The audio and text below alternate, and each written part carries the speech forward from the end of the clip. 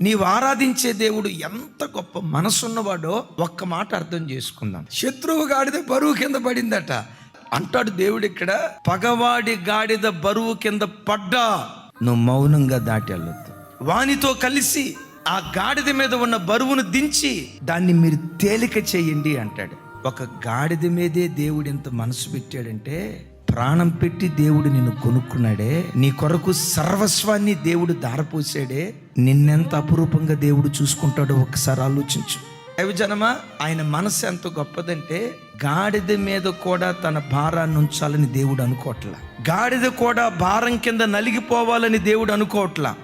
ఆ గాడిద భారాన్నే దేవుడు దించాలని అనుకుంటున్నప్పుడు నీ భుజస్కంధాల మీద పెట్టబడిన భారాన్ని దించాలని దేవుడు ఎందుకు ఆలోచించడు?